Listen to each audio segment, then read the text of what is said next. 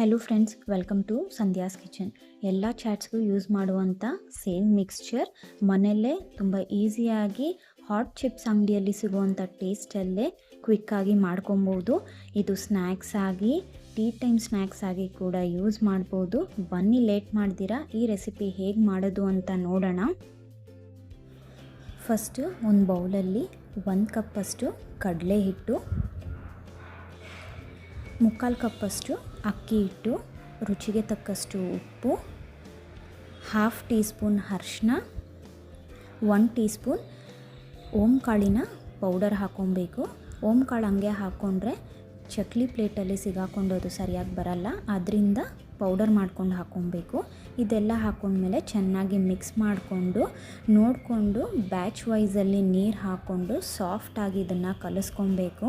ಒಟ್ಟಿಗೆ ನೀರು ಹಾಕ್ಕೊಂಡು ಕಲಿಸ್ಬೇಡಿ, ತುಂಬ ಸಾಫ್ಟ್ ಆಗೋದ್ರೆ ಸೇವ್ ಬರಲ್ಲ. ಸೊ ಹಾಗಾಗಿ ನೋಡಿಕೊಂಡು ನೀರು ಹಾಕ್ಕೊಂಡು ಈ ರೀತಿ ಸಾಫ್ಟಾಗಿ ಇದನ್ನು ಮಿಕ್ಸ್ ಮಾಡ್ಕೊಬೇಕು. ನೋಡಿ, ಇಷ್ಟು ಸಾಫ್ಟಾಗಿರಬೇಕು ಇದು.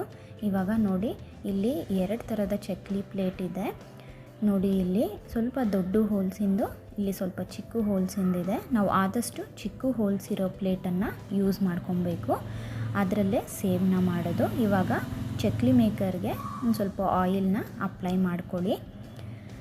ಇವಾಗ ನಿಮ್ಮ ಚಕ್ಲಿ ಮೇಕರ್ಗೆ ಎಷ್ಟು ಹಿಟ್ಟು ಹಿಡಿಯುತ್ತೋ ಅಷ್ಟು ಈ ಹಿಟ್ಟನ್ನು ಹಾಕ್ಕೊಂಡು ಕ್ಲೋಸ್ ಮಾಡ್ಕೊಳ್ಳಿ. ಇವಾಗ ಡೀಪ್ ಫ್ರೈಗೆ ಸರಿ ಹೋಗೋವಂಥ ಆಯಿಲ್ನ ಬಿಸಿ ಮಾಡ್ಕೊಬೇಕು. ಎಣ್ಣೆ ಬಿಸಿ ಆದಮೇಲೆ ಫ್ಲೇಮ್ನ ಲೋ ಆಗಿ ಇಟ್ಕೊಂಡು ಈ ರೀತಿ ಪ್ರೆಸ್ ಮಾಡ್ಕೊಳ್ಳಿ. ರೌಂಡಾಗಿ ಪ್ರೆಸ್ ಮಾಡ್ಕೊಂಡಾದಮೇಲೆ ಫ್ಲೇಮ್ನ ಮೀಡಿಯಮಲ್ಲಿ ಇಟ್ಕೊಂಡು ಇದನ್ನು ಹಾಗೆ 1 ಸೆಕೆಂಡ್ ಫ್ರೈ ಮಾಡ್ಕೊಬೇಕು.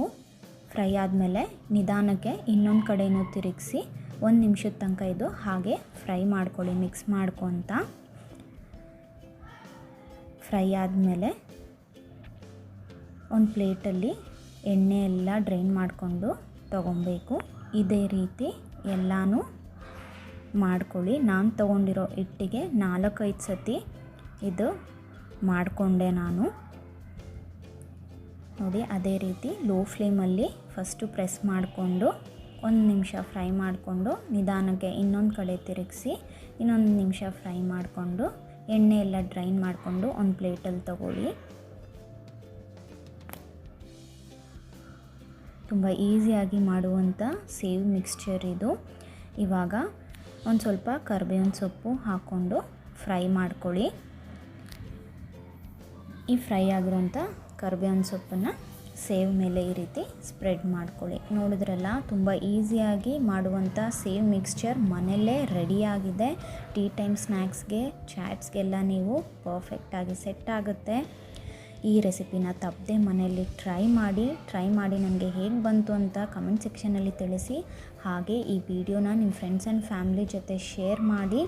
ಇನ್ನಷ್ಟು ರೆಸಿಪೀಸ್ಗೆ ಸಂಧ್ಯಾಸ್ ಕಿಚನ್ ಚಾನಲ್ನ ಸಬ್ಸ್ಕ್ರೈಬ್ ಮಾಡೋದನ್ನ ಮರಿಬೇಡಿ. ಪಕ್ಕದಲ್ಲಿರೋಂಥ ಬೆಲ್ ಐಕನ್ನ ಕ್ಲಿಕ್ ಮಾಡಿ, ನನ್ನ ಎಲ್ಲ ಲೇಟೆಸ್ಟ್ ಅಪ್ಡೇಟ್ಸ್ ನಿಮಗೆ ಸಿಗುತ್ತೆ. Thank you for watching.